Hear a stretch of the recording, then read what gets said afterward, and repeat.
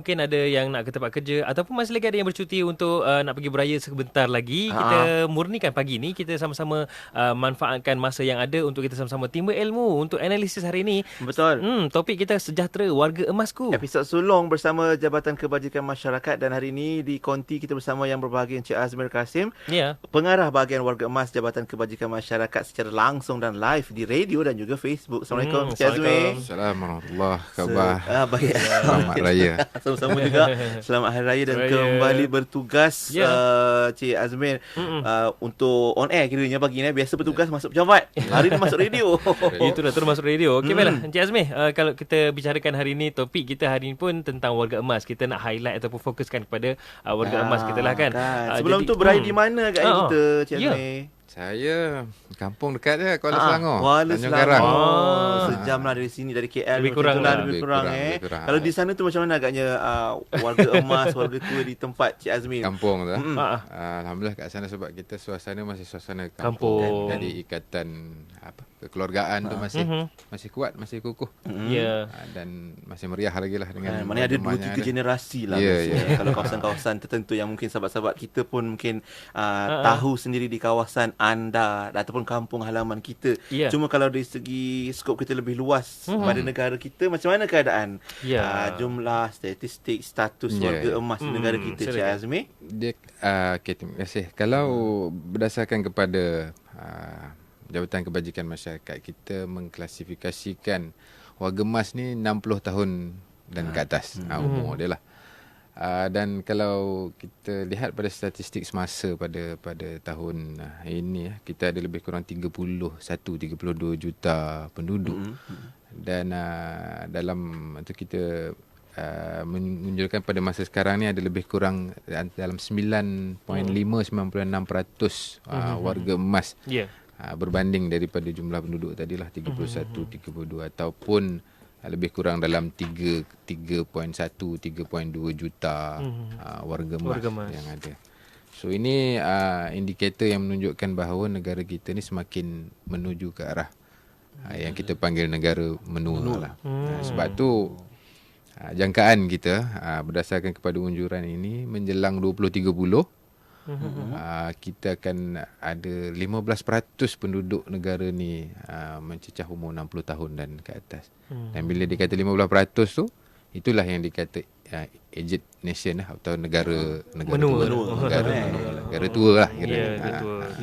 Itu jangkaannya lah, maknanya 15% pada tahun 2030. Itu akan menjadi satu penanda arah, satu tanda negara kita lah. Okey, baik, mungkin mengikut World Assembly on Aging pada tahun 1982 di Vienna, takrif menunjukkan bahawasanya warga emas ditakrifkan kepada mereka yang berumur 60 tahun ke atas. Betul. Jadi mungkin di negara kita lah, apa antara yang dilakukan ataupun persediaan pihak kerajaan untuk menghadapi status sebagai negara tua yang telah disebutkan tadi?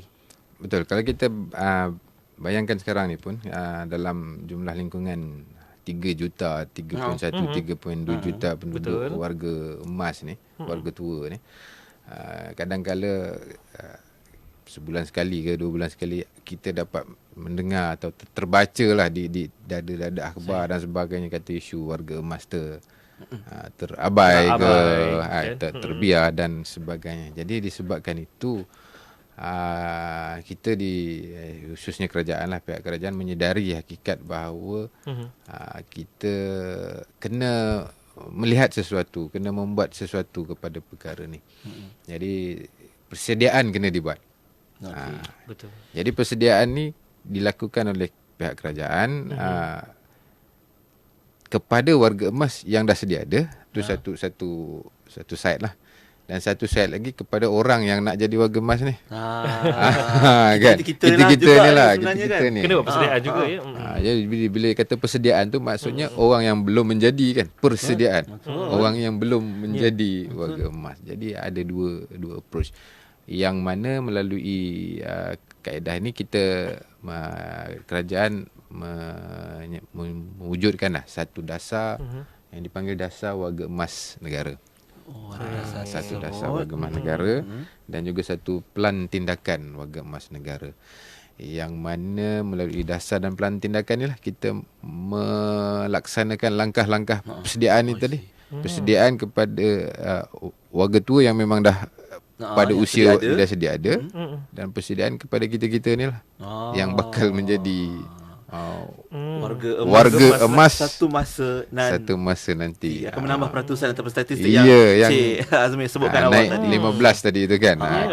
Maknanya kita dah ada statistik, ada peratusan, dah ada jangkaan tertentu dalam jangka masa tertentu. Kita ada kerajaan sebagai pengumpul dasar juga dah ada dasar tertentu untuk warga emas. Maknanya ia akan mempengaruhi kemudahan yang disediakan oleh kerajaan kepada masyarakat dan juga kesediaan kita jugalah untuk menghadapi apa yang Cik Azmi sebutkan tadi. Maksudnya lebih terjamin lah Pian kan. InsyaAllah. Okey, kejap lagi kita nak tanya pula lah macam mana bila persiapan di pihak kerajaan tu dah ada.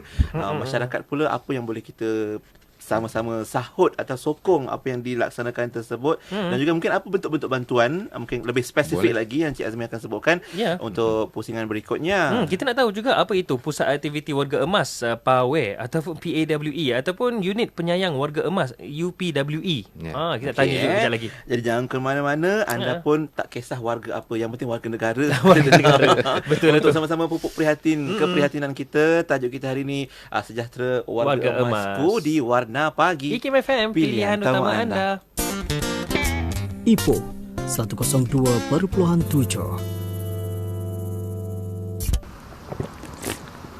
Sedapnya Tamar Arabica Coffee. Iyalah, ada rasa abstrak Tamar. Ini pun abang kena cuba. Tamar Koko dan Tamar Teh Tarik. Sekali rasa nak lagi. Yang ini? Inilah Tamar Koko Go. Senang dibawa ke mana-mana. Saya juga amalkan Mal IQ. Rasa lengkap hidup. Abang pun nak siap dan bertenaga. Beli semua produk Al-Haddad. Masya Allah, lazatnya. Dapatkan segera produk Al-Haddad dengan stokis berdaftar. Layari alhaddadmarketing.com untuk info lanjut. Pernah tak anda mengalami kesukaran nak cari barangan halal di pasar raya ataupun susah nak cari premis makanan halal di luar negara? Adakah anda penggemar barangan kosmetik halal? Kini dengan Verify Halal, anda boleh menyimak produk dan premis halal secara terus dengan JAKIM dan juga Badan Pensijilan Halal yang diiktiraf JAKIM di seluruh dunia. Lengkap dengan kemudahan navigasi, anda dapat menikmati hidangan di premis halal berdekatan tanpa ragu lagi. Dapatkan aplikasi Verify Halal secara percuma di Google Play Store dan App Store. Ingat halal, ingat Verify Halal. Alhamdulillah kembali bersama kami di Warna Pagi IKIM FM dan masih lagi bersama analisis kita bicarakan sejahtera warga emasku.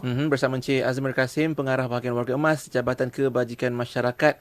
Hari ini kita ingat-ingat kenang-kenang hargai warga tua, warga emas yang banyak makan garam satu pengalamannya dan juga banyak mengajar kita erti kehidupan Encik Azmir. Itulah sebenarnya Pian, kalau Hari Raya Aidilfitri pun sebenarnya tak lengkap kalau tak ada warga emas ni. Yelah. Cucu-cucu cakap atuk cerita ni macam-macam petua disampaikan.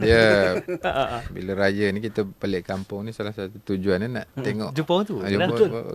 Ada orang tak balik kampung sebab apa? Orang tu dah tak ada kampung, tak tahu nak pergi mana tak ada pooling factor nak balik kampung dah jadinya.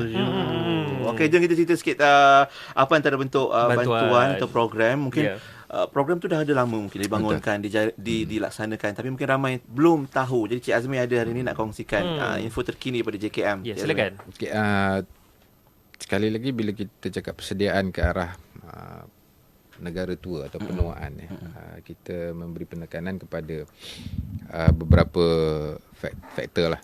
Yang pertamanya tadi macam saya nyatakan orang yang dah tua. Apa yang kita nak buat. Yang keduanya orang yang nak menua ni, apa yang kita sediakan. Jadi di bawah, khususnya di bawah Jabatan Kebajikan Masyarakat, di bawah Kementerian Pembangunan Wanita, Keluarga dan Masyarakat, kita telah merangka beberapa program yang telah, sedang dan yang akan kita buat.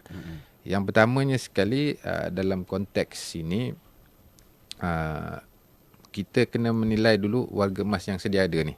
So warga emas sedia ada ni kalau ikutkan dia ada 3-4 kategori. Satu, warga emas yang mempunyai kesihatan dan keuangan yang baik. Yang keduanya, warga emas yang mempunyai keuangan tapi tak berapa nak sihat. Yang ketiganya, warga emas yang dua-dua tak ada.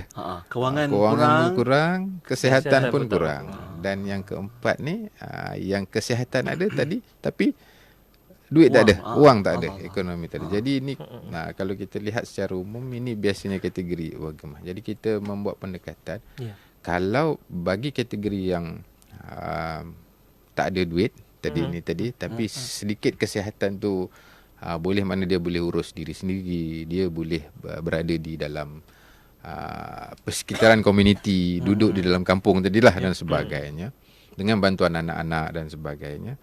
Di pihak kerajaan, bagi warga emas yang miskin dan dhaif ni, kita ada bantuan kewangan yang kita sediakan.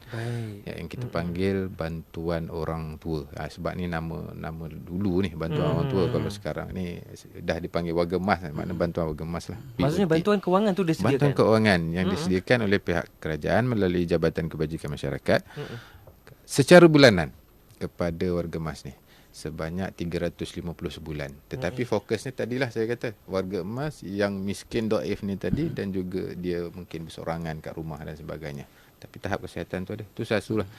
Yang keduanya, dalam hal mana yang tadi warga emas yang tak ada duit tapi dalam waktu sama juga tak sihat, memerlukan jagaan. So siapa nak jaga kat luar? Especially warga emas yang bersorangan ni, siapa nak bantu? Program apa nak bantu? Jadi Jabatan Kebajikan Masyarakat, sebab tu kita ada program penjagaan warga emas dalam institusi.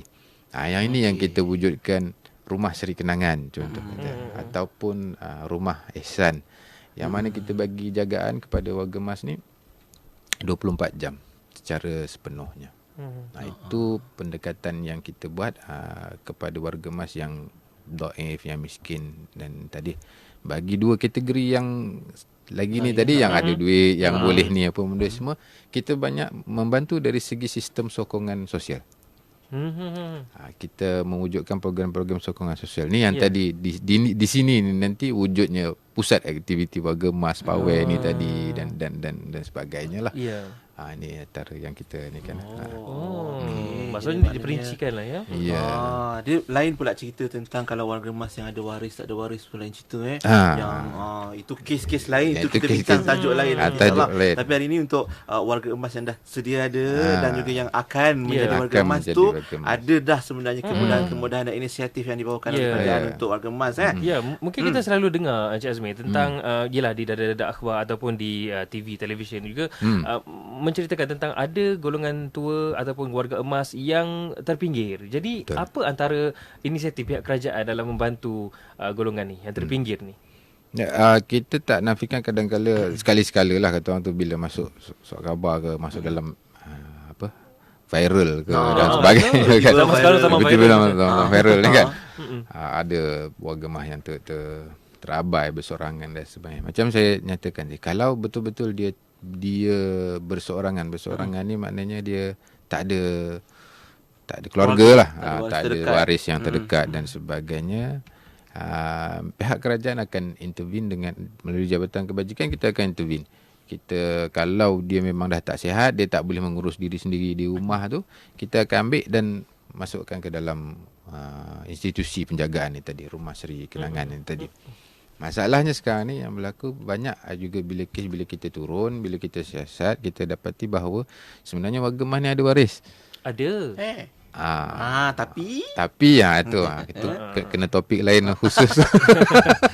Boleh jadi tajuk tu, warga emas ni ada waris tapi sambung sendiri. Itu sebab itu saya rasa itu satu isu ataupun kes yang perlu juga masyarakat tahu lah. Betul. Sebab tu dalam hal ni kita memberi penekanan kepada kebertanggungjawaban masyarakat, khususnya ahli keluarga. Dan bagi tahun ni kita di bawah Jabatan Kebajikan Masyarakat, kita memberi penekanan kepada program-program kesedaran, awareness ni, melalui pelaksanaan program-program yang kita panggil program intergenerasi program, yang memberikan satu pendedahan kepada warga muda, remaja dan sebagainya, untuk bersama-sama dengan warga emas supaya rasa hormat, rasa kasih sayang ni dapat kita wujudkan lah. Dan satu lagi, kita juga memberi penekanan kepada komuniti lah, untuk memberikan tanggungjawab kepada warga emas di dalam sekitaran mereka. Jadi dalam hal ni masyarakat boleh buat program masing-masing secara sukarela, tapi di bawah Jabatan Kebajikan Masyarakat kita ada program yang khusus kita panggil program home help ataupun khidmat bantu di rumah. Yang mana yang dibuat oleh sukarelawan-sukarelawan kebajikan ni datang ke rumah, tolong bantu seminggu sekali, benda semua tengok sihat ke tak sihat, bersih-bersihkan kawasan apa yang patut kawasan, bagi tengok ubat makan ke tidak, secara itulah. Yang pentingnya bagi saya tanggungjawab bersama. Yang part yang memang warga emas yang memang tak ada siapa ni tadi, insya-Allah kerajaan akan bertanggungjawablah kepada perkara itu. Tapi ada masyarakat lagi warga emas di luar ni yang macam ni tadi ni yang masih terpinggir, tapi dia masih boleh berupaya, boleh berurus diri, dan jadi inilah peranan komuniti ni, masyarakat ni yang kita nak highlightkan supaya kita bersama-sama lah. Betul. Itulah bila kita duduk di kampung tu, dia mood suasana tu dia lain begitu, sebab kita kenal orang tua-tua. Betul. Dan kita ambil tahu kawasan kampung macam tu kan. Tiba lampu rumah Pak Tan tu contoh. Nyala tu kat mana lah orang tua ni, sihat ke tidak. Kita pun ziarah tengok. Walaupun kita bukan keluarga ni, bukan. Tapi kita tunjuk jiran-jiran kan. Saya terfikir juga Encik Azmi, Pian, macam mana pula dengan yelah tadi Encik Azmi ada sebut tentang bagaimana yang mereka ada kewangan dan juga tapi tak mampu fizikal. Macam mana pula dengan keadaan mereka yang warga emas OKU? Samalah. Kalau warga emas ni kita consider tadi macam contoh kata 4 kategori tadi, sama ada dia sihat ataupun tak sihat macam mana. Sekiranya dia memang jenis tak berupaya, yang kita kata bedridden lah, terlantar dan sebagainya, tak ada waris, dan memang tak boleh nak urus diri sendiri, kita ada satu institusi kerajaan yang memberi jagaan sepenuhnya 24 jam yang kita panggil Rumah Ehsan. Rumah Ehsan. Tadi saya sebut Rumah Seri Kenangan satu. Ini Rumah Ehsan satu. Jadi kita ada 2-3 lah di Malaysia ni, yang mana ini betul-betul totally bedridden. Dan alhamdulillah Rumah Ehsan ni kita ada satu yang dekat kat Kuala Kubu. Dan alhamdulillah institusi pertama yang dilawat oleh Timbalan Perdana Menteri Datuk Seri Wan Azizah di bawah Jabatan Kebajikan adalah Rumah Ehsan. Di Kuala Kubu. Betapa menunjukkan concern dia kepada warga emas dan sebagainya. Khususnya yang tidak berupaya, khususnya yang terlantar tu. Okey, baik, kejap lagi mungkin Cik Azmi boleh kongsikan sikitlah mungkin contoh Rumah Ehsan macam mana dari segi operasinya dan rumah-rumah warga emas yang lain, sebab kita yakin ramai juga sahabat-sahabat kita yang merupakan sukarelawan, ada yang mungkin ada sedikit kemampuan nak usahakan sendiri Cik Azmi, mungkin rumah ataupun pusat jagaan ni. Mungkin daripada apa yang Cik Azmi kongsikan kejap lagi daripada inisiatif Jabatan Kebajikan Masyarakat ni dapat jadi contoh dari segi pengendalian rumah orang tua ataupun rumah warga emas ni. Yang sedang mendengar ataupun yang sedang menonton di live Facebook, anda boleh ajukan soalan dan kita alu-alukan caranya macam mana. Anda boleh tinggalkan di ruangan komen Instagram dan juga Facebook ataupun WhatsApp 01129004 004. Kalau rasa kat kampung tu ada warga Omeh yang rasa nak dilaporkan pada Cik Azmi, boleh? Bagi nama kampung apa dekat WhatsApp kita. Nanti kita catat dulu lah insya-Allah untuk tindakan selanjutnya. Jangan ke mana-mana, terus bersama kami di Warna Pagi. IKIM FM, pilihan utama anda. Radio Institut Kefahaman Islam Malaysia, IKIM FM, pilihan utama anda. Jadilah pembayar cukai bertanggungjawab, lapor, hantar dan bayar secara online. Mudah, tepat dan selamat. Bayar cukai pendapatan melalui Easy Hasil sumbangan anda. Jaminan kemakmuran Malaysia. Layari www.hasil.gov.my. Perhatian kepada pendengar semua. Assalamualaikum. Saya Imam Muda Ashraf nak share sikit dengan semua pendengar. Mungkin ada yang sedang bekerja, sedang memandu maupun di rumah. Pesan saya, jaga kesihatan, jaga keluarga, lebih-lebih lagi mak ayah kita. Kalau nak lebih cergas, lebih kuat, boleh cuba jus Hidayah Gold. Hadiahkan kepada mak ayah. Moga-moga dapat lebih beramal. Dapatkan di farmasi atau toko jamu berhampiran anda, atau lani beli online pun boleh. Layari www.seraimas.my. IKIM FM, pilihan utama anda. Terima kasih yang terus bersama kami. Pagi-pagi ni mungkin tengah-tengah ziarah tu, lalu kat kampung tu singgah. Mungkin ada warga emas yang tengah lonely ataupun kesunyian. Kita lah mungkin jadi keluarganya Cik Azmi. Pagi ni Cik Azmi Kasim, pengarah bahagian Warga Emas Jabatan Kebajikan Masyarakat, akan bersama kita untuk tajuk Sejahtera Warga Emasku. Bila ada jugalah pendengar-pendengar kita sekarang ni yang tak dapat balik kampung sebelum ni kan. Raya ni bila dengar topik pagi ni menangis. Rasa nak balik di kampung Tolong mereka yang memerlukan. Tadi Cik Azmi dah sebut satu rumah ihsan di Kuala Kubur baru yang diziarahi oleh Timbalan Yang Amat Berhormat Timbalan Perdana Menteri baru-baru ni, dan katanya satu lagi di Terengganu. Oh, dia ada 2 je rumah ihsan kat Malaysia. Dua saja. Tapi untuk rumah Seri Kenangan tadi yang dia bezanya sebenarnya sikit je. Untuk rumah ihsan ni kebanyakan adalah warga emas yang macam ni tadi, OKU atau bedridden dan sebagainya yang tak mampu urus diri sendiri. So maknanya 24 jam kehidupan dia tu atau kita panggil ADL, activity daily living dia itu diuruskan oleh orang lain. Memang dijaga. Betul. Tapi kalau rumah Seri Kenangan ni tadi, sekarang ni kita ada 9 buah. Yang ini untuk warga emas tadi yang tak ada waris. Tapi masih ada sedikit keupayaan kesihatan dia untuk menguruskan diri sendiri. Jadi ADL ni yang kita panggil activity daily living ni, makan, minum, mandi dia benda semua tu dia bolehlah urus diri. Urus diri dan kita hanya monitor dan supervise lah dia punya pergerakan. Baik Encik Azmi, kalau dirujuk pada laman web Jabatan Kebajikan Masyarakat www.jkm.gov.my ni, ada satu lagi perkhidmatan institusi ni, Desa Bina Diri, selain daripada Rumah Seri Kenangan dan juga Rumah Ihsan tu. Betul. Cuma Desa Bina Diri ni kita tak banyak highlight berkaitan warga emas ni sebab dia sebenarnya fokus dia kepada pemulihan kepada pengemis, kutu rayau, gelandangan dan sebagainya. Tapi dalam tu ada juga sekelompoknya yang warga emas sama dia semualah. So kita tak ini lebih kepada program pemulihan inilah ya, kalau kita tengok golongan tertentu tapi kalau macam contoh yang Cik Azmi sebutkan, rumah ihsan, rumah Seri Kenangan di lokasi-lokasi yang tertentu, adakah ia bersifat transit sementara, lepas tu nanti keluarga ambil ataupun atau sebagainya, ataupun memang sampai di situlah mereka habiskan sisa umur mereka? Cik Azmi, kalau kita boleh kata tu pengalaman destinasi terakhir lah untuk kebanyakannya untuk ni, sebab macam mereka ni adalah golongan yang kata segelintir lah golongan warga emas yang terpinggir. Mungkin tak ada keluarga dah. Tak ada, kita tak boleh nak nafikan ada stesen warga emas ni yang memang tak ada keluarga, mungkin tak waris dan sebagainya. Yang terpinggir dan memerlukan jagaan. Dia nak duduk seorang-seorang kat rumah pun dah tak boleh nak urus diri dah. Tak boleh nak urus diri. Lagi bahaya sebenarnya. Ataupun mereka ni memang golongan yang memang tak punya apa. Kan?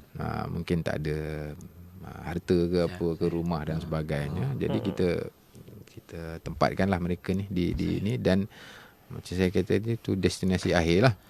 Sebab itu dalam pendekatan kita untuk memberi jagaan kepada warga emas di institusi Rumah Seri Kenangan, Rumah Ihsan ni, kita beri penekanan satu kepada hal ehwal psikologi, hal ehwal kesihatan diri, hal ehwal keagamaan dan sebagainya. Itu kita kan. Maksudnya Cik Azmi, adakah ada staf-staf atau pakar-pakar yang ditempatkan di Rumah Kenangan ataupun rumah tadi? Rumah Ihsan tu? Memang ada.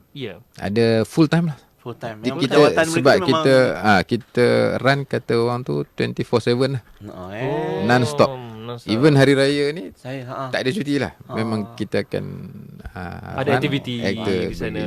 Pagi ni kita on air kat sana. Betul lah. Sebenarnya kan. Ada ni dekat Ceras ada yang dekat. Sebenarnya ke sana sempat je lah jumpa ibu-ibu ayah yang kat sana. Betul. Nampak betul mereka sangat kesunyian, sangat perlukan orang datang ziarah. Walaupun bukan keluarga mereka, tapi dia orang akan raikan je dengan anak-anak sendiri. Happy insyaAllah. Bayangkan keluarga dinanti, tapi sebenarnya mereka hidup dalam keadaan menantikan keluarga yang mereka kasihi. Baik, banyak yang menyalahkan sesama sendiri. Masyarakat menyalahkan anak-anak pula menyalahkan masyarakat setempat. Kenapa tak tolong tengokkan mak aku, ayah aku, sebab aku sibuk bekerja ni. Jadi kalau tak dibantu oleh pihak kerajaan, siapa yang sepatutnya bertanggungjawab ke atas warga emas ni?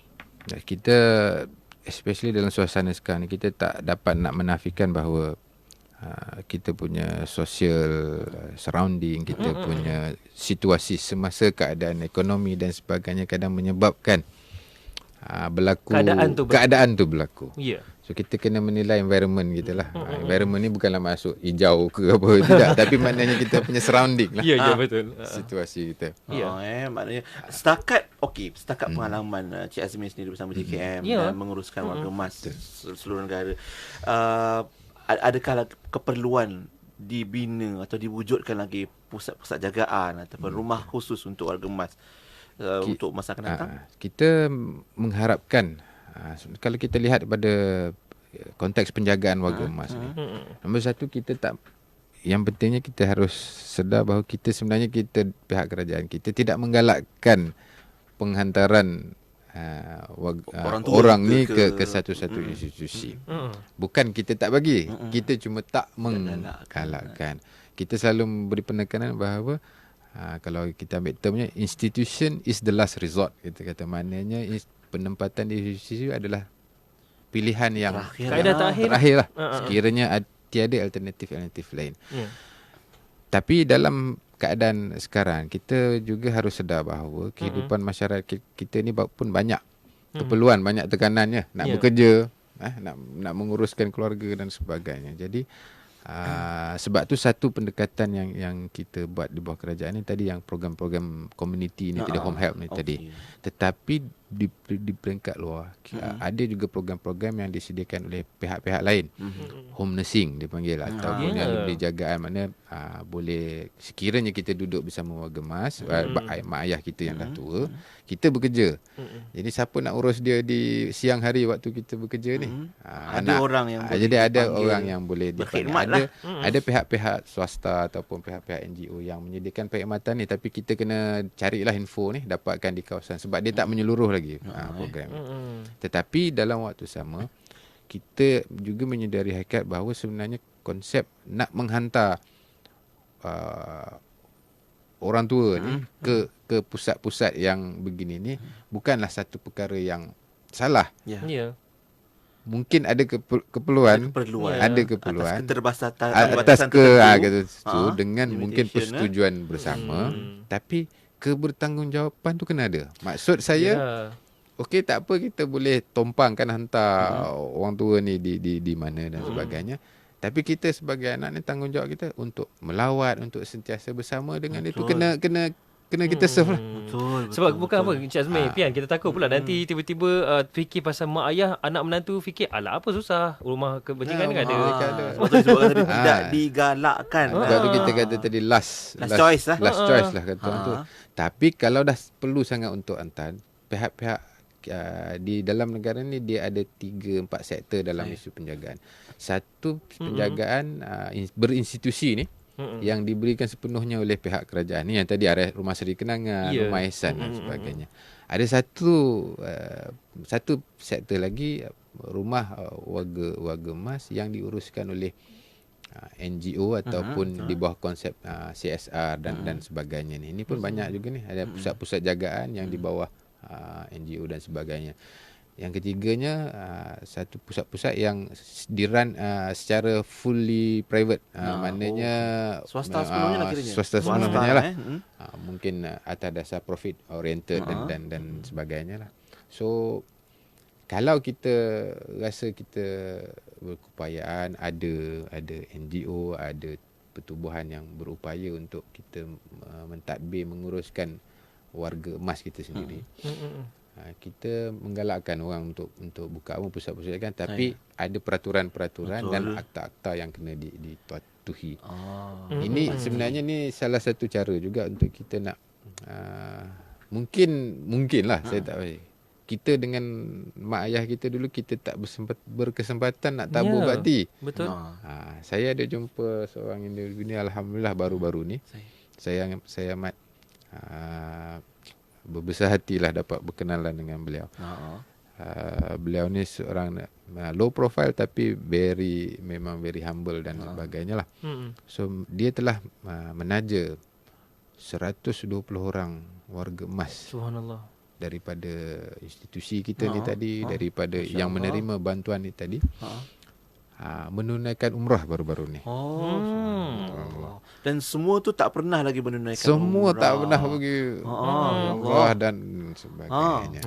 Jadi mereka ni dia bagi peluang. Dan bukannya semua tak pernah pergi, first time naik kapal terbang, first time pergi KLIA. Ni orang yang jenis-jenis first time begini kan. So hikmat-hikmat macam ni lah yang kita galakkan orang. Kalau nak betul buat, okay, betul. Bila saya tanya dengan dia, Haji, kenapa bersedia nak tolong ni? Tolong ni kenapa? Banyak ni. Kalau kita ambil 100 orang pun, kalau kos satu kepala 7 lah at least 7-8 ribu just kira sendirilah apa kan. So dia kata kadang-kala hidup kita ni, bila kita dah mencapai sesuatu tu kita, dan saya buat ni, dia kata kerana pada satu masa dulu saya tak berpeluang untuk buat benda ni kepada mak ayah saya. Jadi sebagai kata orang tu gantian lah, dia kata dia raikan mak ayah orang lain, walaupun mak ayah orang lain, walaupun dia mak ayah orang lain tu mungkin berseorangan, tak ada keluarga tapi dia bagi semua. Tapi doa di tanah suci, betul. Mendoakan tu kan, orang menunaikan hajat orang yang tak pernah menjejakkan kaki ke tanah suci, menggembirakan orang, besarkan jalannya. Itu satu contoh lah yang Cik Azmin sebutkan tadi. Mungkin sahabat-sahabat kita mungkin pagi ni pun terfikir-fikir, terdetik juga apa agaknya yang khidmat yang boleh kita tawarkan kepada golongan warga emas ni. Ya, dan sebenarnya kita sebelum nak rehat seketika ni, kita nak tinggalkan soalan kepada anda semua. Pertubuhan Bahasa Besar Bersatu dan PBB telah menetapkan satu tarikh sebagai Hari Warga Emas Antarabangsa yang juga menjadi sambutan Hari Warga Emas Kebangsaan. Cuma kita tanyalah kepada para pendengar kita, apakah tarikhnya? Tahu ke tidak tarikh tu? Okay, dan jawapannya selepas ni. Semalam pun Hari Abah kan? Hari Abah. Hari Ayah. Sama Hari Ayah untuk ayah kita semua. Dan satu soalan juga lagi, Cik Azmin, sebelum kita berehat ni, sebab kita katanya boleh tak kalau orang perseorangan nak sediakan pusat jagaan orang tua? Jawapannya sekejap lagi lah. Dan adakah dana khas yang disediakan oleh JKM ataupun kementerian sekiranya pusat jagaan ini disediakan secara individu yang menyediakan khidmat menjaga warga emas? Jawapannya sebentar lagi. Jangan ke mana-mana, terus bersama kami di Warna Pagi, IKIM FM, pilihan utama anda. IKIM FM, pilihan utama anda. Pilihan utama anda. IKIM FM, pilihan utama anda. Nak tahu tak apa tanda kita bersyukur kepada Allah Subhanahu Wa Taala? Tandanya dengan kita berterima kasih kepada manusia. Baginda Nabi Muhammad sallallahu alaihi wasallam berpesan kepada kita yang bermaksud, barang siapa yang tidak berterima kasih kepada manusia, dia tidak bersyukur kepada Allah. Hadis riwayat Ahmad. Jangan bertangguh lagi, jom kita ucapkan terima kasih. Pesanan ini daripada saya, Piyu Helmi, untuk IKIM FM, pilihan utama anda. Koleksi barangan kemas Yapim Gold, pelbagai koleksi cincin, rantai tangan, rantai leher, subang dan loket Yapim Gold dengan reka bentuk eksklusif dan istimewa bakal menghiasi hari anda. Miliki produk bulian seperti wafer dan ciling emas bermula daripada 0.5 gram serta dinar dan dirham Yapim Gold sebagai simpanan bijak masa hadapan. Dapatkan segera di outlet Yapim Gold New Central Kuala Lumpur. Yapim Gold, inspires, bold, mystique. Untuk maklumat lanjut, layari laman web, halaman Facebook serta Instagram Yapim Gold. Suasana Aidilfitri lebih meriah di Pusat Pembadaran PKNS. Raikannya bersama keluarga tercinta dengan penuh keikhlasan dan kemesraan. Khas untuk anda, nikmati ribat sehingga 20% untuk miliki kediaman impian anda. Layari www.pkns-property.com. PKNS mengucapkan Selamat Hari Raya Aidilfitri. Raya meriah dengan rumah baru. Main, anak sulung kau dapat masuk U tak? Tak dapat lah, Mila. Ya ke? Kau tengok anak aku si Intan ni. Habis je belajar, terus dapat kerja. Belajar kat mana? Kat Kolej Aiko-op, Pakcik. Kolej Aiko-op? Iya, yang milik penuh Mata Koperasi Malaysia tu. Pakcik tahu tak 28 Julai ni ada intake baru? Nak daftar macam mana? Boleh daftar di www.icoop.edu.my atau WhatsApp je keputusan SPM ke 019 293 6552. IKIM FM, pilihan utama anda, jam 9.06 pagi. Warna Pagi diwarnakan oleh Islamic Relief Malaysia. Tahukah anda dengan hanya RM300 anda mampu melakar senyuman untuk mereka yang memerlukan? Dan juga mari laksanakan korban bersama kami di Islamic Relief Malaysia dengan menghubungi 03-8926-3434 atau layari islamic-relief.org.my untuk maklumat dan bantuan. Fikir kemanusiaan, fikir Islamic Relief. Baiklah, Pertubuhan Bangsa-Bangsa Bersatu melalui resolusi nombor 45106 menetapkan 1 Oktober sebagai Hari Warga Emas Antarabangsa yang juga menjadi sambutan Hari Warga Emas kebangsaan. Ada yang guna istilah Hari Atuk dan Nenek. Alah, tak apa, tak kisah. Yang penting keprihatinan kita. Dan hari ini Cik Azmil Kasim, pengarah bahagian Warga Emas Jabatan Kebajikan Masyarakat bersama kita. Cik Azmil, tadi tentang ada sahabat kita yang bertanya di WhatsApp ni, nak buat pusat jagaan Warga Emas sendiri dan adakah dana khas? Macam mana tu? Saya sebut tadi bahawa kita memang amat menggalakkan orang untuk mengambil kebertanggungjawapan juga dalam pengurusan Warga Emas ni. Dan kita tidak menghalang untuk mana-mana pihak menubuhkan ataupun mewujudkan kita panggil pusat jagaan Warga Emas ni. Walaupun secara individu. Tiada masalah, insyaAllah. Cumanya kita kena mengikuti atau mematuhi peraturan dan akta-akta yang sedia ada, yang kita dah sediakan lah. Peraturan-peraturan akta-akta yang kita sediakan ni bukan bertujuan untuk menyusahkan orang, tetapi adalah bertujuan supaya pusat yang diuruskan tu ditadbir urus dengan betul, dengan baik, dan yang paling penting warga emas yang duduk diberi jagaan tu mendapat manfaat yang sepenuhnya. Tidak terabai, tidak kata orang tu dari segi hak individu, dari segi kesihatan, dari segi makan minum, kebajikan dan sebagainya diberi mendapat imbuhan yang sebaiknya lah, sebetulnya sewajarnya kepada warga emas ni.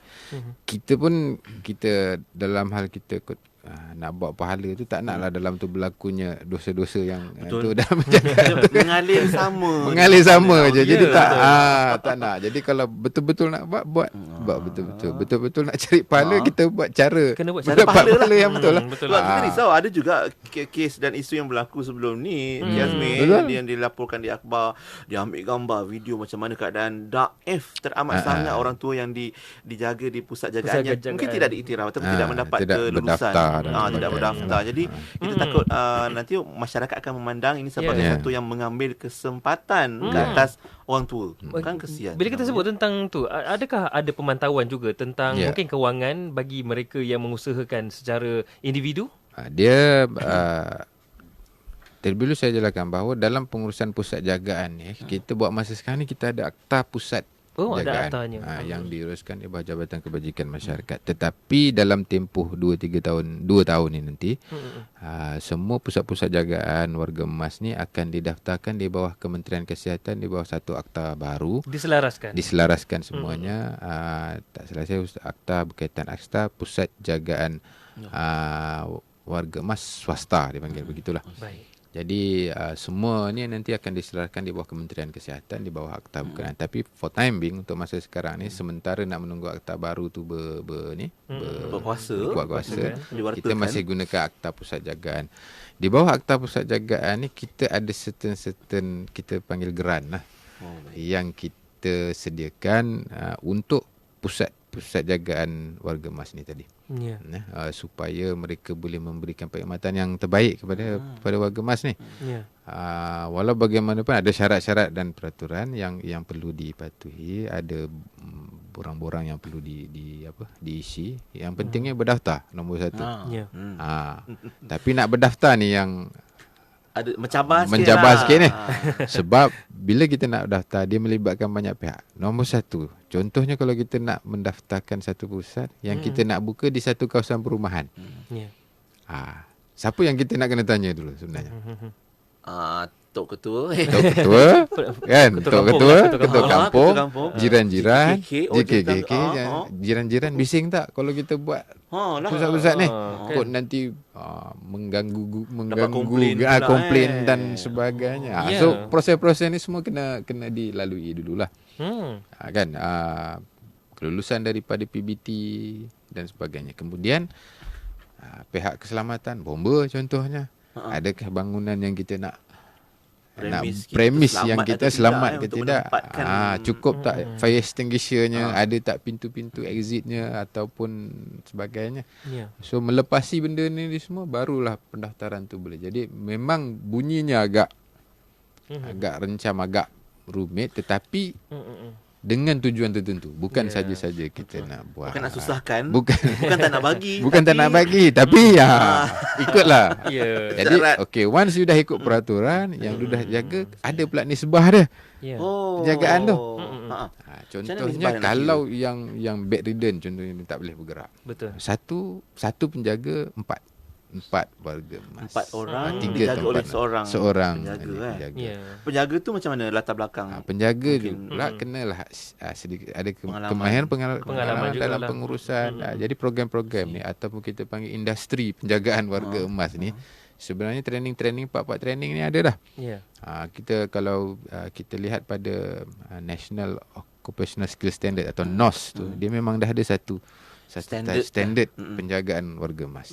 Betul, mudah untuk ni. So once benda ni dah complete, dah ada semua, jadi mudahlah orang nak minta yang kita panggil grant ni tadi, banyak kita bagi. Kan, setahun kadang adalah jumlah dia, bergantung kepada ni tadi. Boleh rujuk dengan JKM lah. Tapi bukanlah nak buka terus minta terus dapat grant, tidak. Tapi macam saya katalah, dia ada peringkat-peringkat, kena ikut dia punya prosedur yang diproseskan. Okey, mungkin kita nak tanya jugalah pengalaman Encik Azmi sendirilah, bagaimana penyertaan anak-anak muda ni dalam mungkin KP-KP kesedaran ataupun mungkin mereka dalam sebagai sukarelawan, tentang penyertaan mereka dalam bersama dengan warga emas ni. Okey, tadi saya ada sebut pasal home health tadi. Alhamdulillah, setakat home health ni sebenarnya disediakan oleh sukarelawan.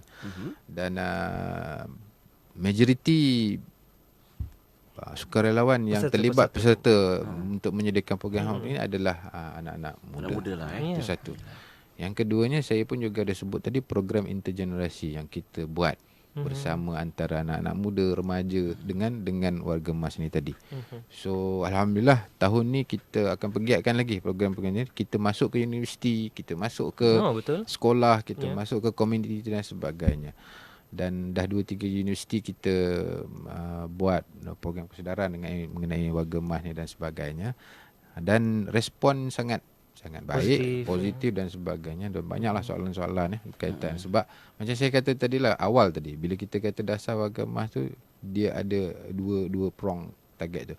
Satu, orang yang memang dah tua ni tadi, warga emas ni. Satu, orang yang nak bersedia ke arah penuaan. Dan mereka yang bersedia pun ada mak ayah. Ada mak ayah lagi. So dia pun kadang remaja dan ibu bapa ni, dia banyak dilema dia kan.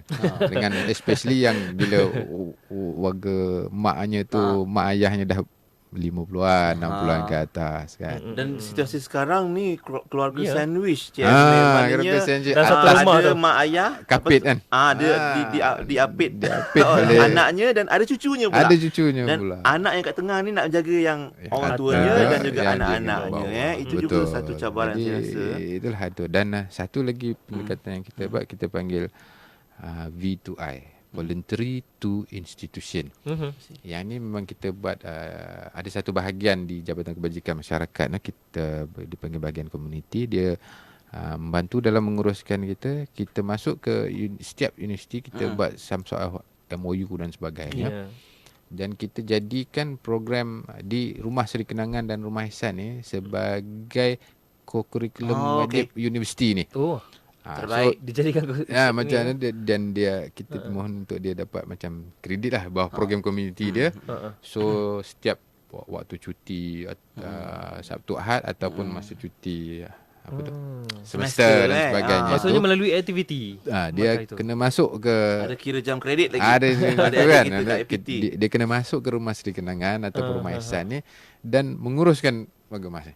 Oh, menarik. Cuci kawasan ke, ketik-ketik kuku, basuh rambut orang tua, mandikan orang tua ni dan yang pandai menyanyi. Yang pandai nyanyi. Yang ada main gitar. Tu tak kisah kan. Kita gembirakan lah. Gembirakan dia.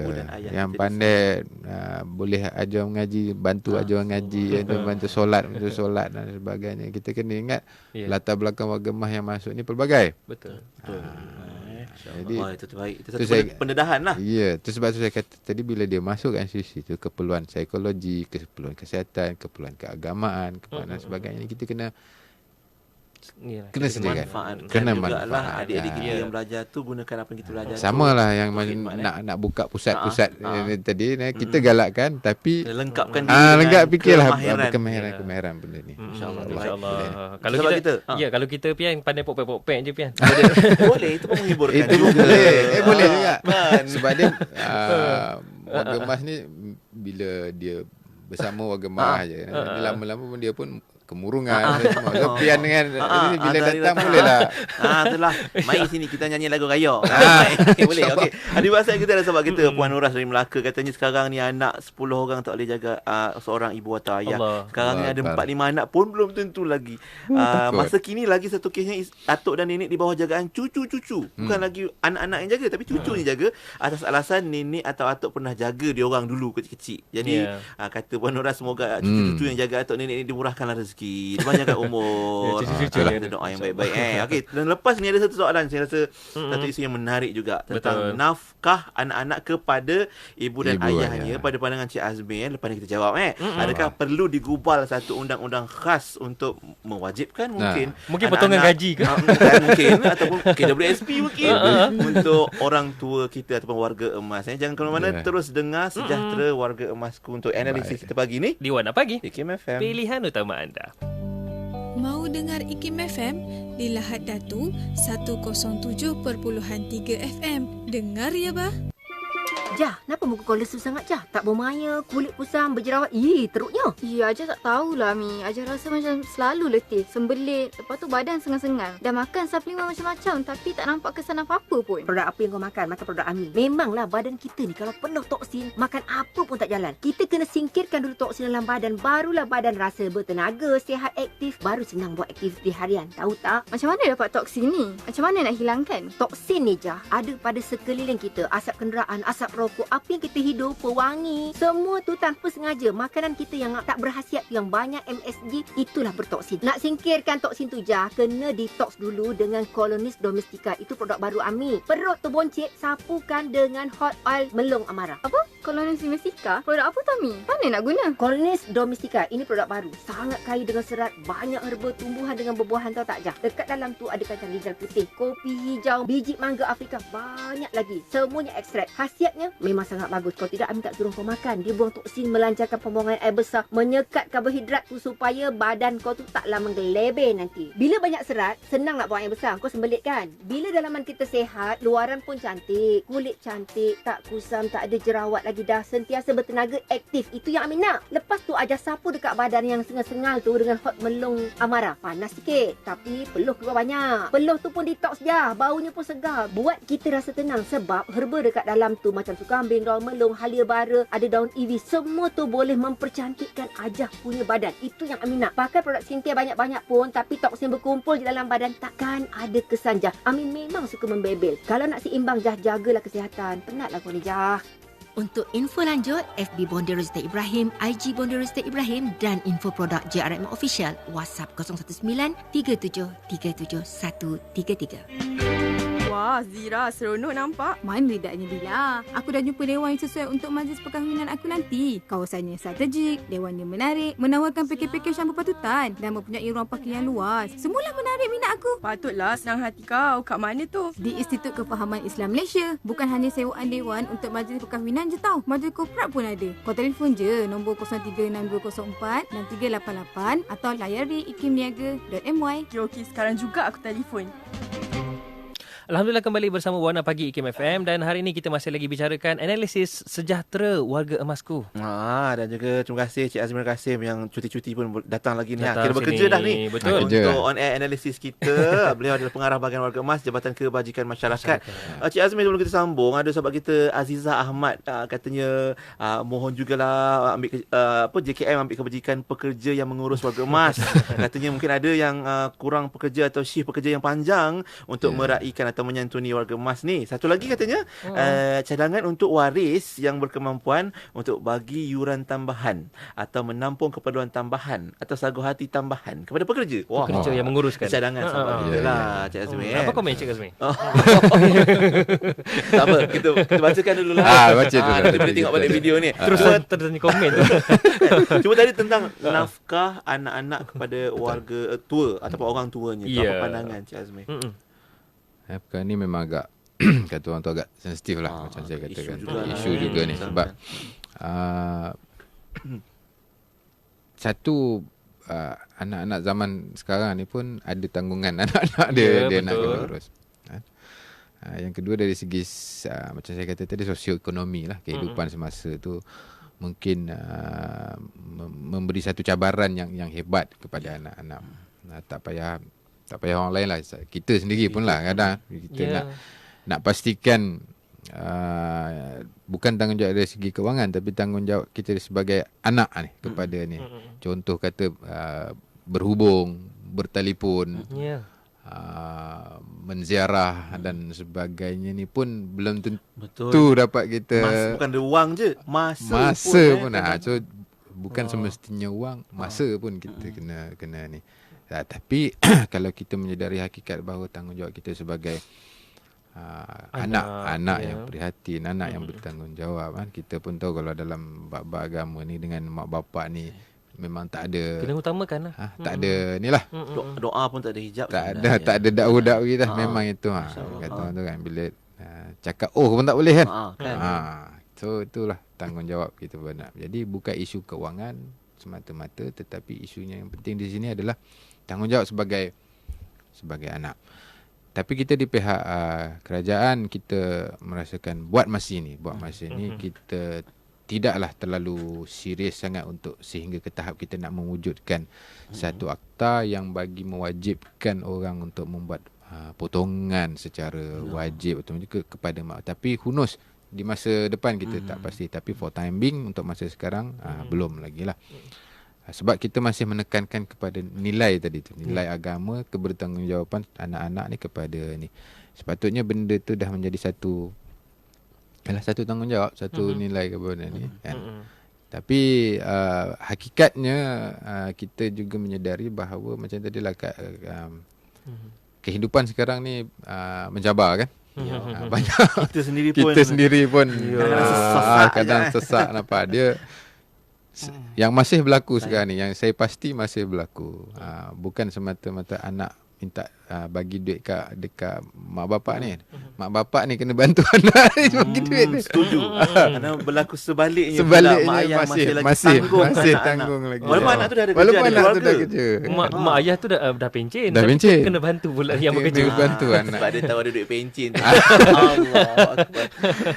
Itu satu cabaran juga. Itu cabaran yang kita ni, tetapi kita di Jabatan Kebajikan Masyarakat kita sentiasa kita berusaha lah untuk sepeka dan memang kita cuma dalam konteks undang-undang yang bagi memastikan potongan itu berlaku pada masa ini belum lagi, tapi still saya ulang sekali lagi, hunus pada masa akan datang, mungkin 3-4 tahun akan datang, mungkin setahun akan datang, keperluan tu ada untuk kita buat benda-benda tu, kita akan lihat kepada keperluan. Lagipun cadangan ni ada pro dan kontranya kan? Sebab ada pro, mungkin ada pihak-pihak yang setuju, ada pihak-pihak yang tak setuju atas faktor-faktor tadilah saya kata tadi. Ada orang mungkin tiap bulan istiqamah boleh bagi sesuatu pada ibu dan ayah, walaupun tak banyak kadang-kadang, dan bukan itu yang diharapkan oleh ibu dan ayah, tapi sekurang-kurangnya dapatlah menampung perbelanjaan dan sebagainya. Ada orang dia mungkin bila ada dia bagilah lebih banyak sikit, ataupun tunggu raya ni adalah lebih sikit bagi kan. Kadang kita bagi contoh tadi kata ada 10 anak tak boleh nak jaga kan. Jadi kita bayangkan kalau 10 anak, satu anak tu satu keluarga lah, mana ada 10 keluarga. So setiap bulan seorang bagi RM50. Alah, hai. RM50 dah jadi berapa dah tu? RM500 dah. Satu bulan untuk ni. Untuk mak ayah. Untuk mak ayah. Bukan orang lain. Bukan orang lain. Maksudnya begitu, bukan suruh bagi RM500. Ya. Kita bagi RM50 dapat RM500. Tapi itulah kebertanggungjawapan ni lah anak-anak kepada sejauh mana komitmen. Ya.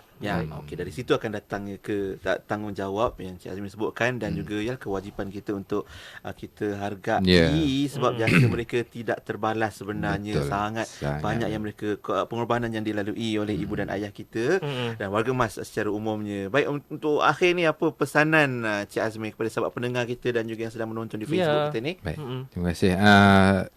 Saya cuma nak tekan selaras dengan tajuk kita pagi ni, sejahtera warga emas tu. Jadi nak memberi kesejahteraan kepada warga emas ni bukan sahaja satu tanggungjawab pihak kerajaan, tetapi tanggungjawab individu, komuniti dan masyarakat secara keseluruhannya. Kita insya-Allah di kerajaan melalui Jabatan Kebajikan, sebab Jabatan Kebajikan ni dia bawah Kementerian Pembangunan Wanita, Keluarga dan Masyarakat. Menteri kita, alhamdulillah menteri kita pun wanita dalam hal ni, itu timbalan pada menteri sendiri. Jadi menteri beliau sendiri yang amat TPM. Jadi kita ingin menekankan kepada umum, memberi peringatan pada masyarakat, khususnya diri saya sendirilah. Supaya memastikan tanggungjawab ni tadi, kebertanggungjawab kepada warga emas ataupun kepada ibu bapa kita ni janganlah kita abaikan. Tak kiralah di mana pun, sekurang-kurangnya dari segi bukan sahaja wang tapi dari segi masa tu tadi. Kan? Masya-Allah. Calling, hello. At least paling kurang dan sebagainya. Dan dalam hal ni juga kita nak membuat pemakluman juga, promosi sikit macam Tuan dah maklumkan tadi, bahawa 1 Oktober adalah Hari Warga Emas. Dan insya-Allah pada tahun ini Kementerian Pembangunan Wanita, Jabatan Kebajikan Masyarakat, kita akan menyambut juga Hari Warga Emas untuk tahun ini insya-Allah, dan perancangan sedang kita sediakanlah untuk membuat sambutan tersebut dengan pengisian pelbagai program, aktiviti dan sebagainya. Dan kita sama-samalah ceriakan warga emas kita, khususnya ibu bapa kita. Bagi yang masih ada ibu bapa, macam saya dah tak ada ibu bapa. Dua-dua dah tak ada. Yatim piatu. Boleh dapat duit raya lah. Allah. Sempat lagi tu. Sempat nak kecik aku ni. Masya-Allah. Tapi sementara masih ada. Betul. Sementara masih ada, tunaikanlah tanggungjawab sebagai anak yang itu saluran kita ke syurga juga. Mereka mendoakan kita dan sebagainya, insya-Allah. Baik, alhamdulillah, banyak-banyak terima kasih kita ucapkan kepada Cik Azmi Kasim atas yang merupakan pengarah bahagian warga emas Jabatan Kebajikan Masyarakat. Cik Azmi atas perkongsian hari ini, dan insya-Allah moga-moga apa yang disampaikan Cik Azmi tadi tu dapat jadi inspirasi untuk kita semua warga yang prihatin. Yang masih ada di kampung, jangan lupa untuk terus memanfaatkan masa bersama dengan ibu dan ayah kita. Jangan hanya selfie kata I love you mom dad. Tapi sampai ke selfie lah. Selfie je. Ucapan raya. Ucapan raya. Terima kasih dibagi ruang sikit. Saya ucapkan saya mohon maaf saya dari batin kepada pertama kepada pendengar tadilah kalau ada salah silap dan sebagainya. Selamat hari kepada tuan-tuan DJ kita. Terima kasih kepada ahli keluarga saya, dan khusus di mana keluarganya tu? Ahli keluarga ni ada di Tanjung Karang, ada di Kuala Selangor, ada di Putrajaya, di mana-manalah, dan isteri saya dan sebagainya. Dan khusus kepada warga emas seluruh negara, saya ucapkan selamat Hari Raya, maaf zahir batin. InsyaAllah selagi kita perhatiin sejahtera warga emas. InsyaAllah. Baik, terima kasih Cik Azmi. Jumpa lagi insyaAllah. Baik, Assalamualaikum. Alhamdulillah, itu dia perkongsian kita untuk pagi ini, untuk segmen analisis sulung bersama Jabatan Kebajikan Masyarakat. Dan insyaAllah minggu depan kita bawakan topik dan tajuk lain pula untuk perhatian kita bersama. Betul tu, insyaAllah. Dan lagi-lagi kita akan kongsikan bersama dengan anda. Teruskan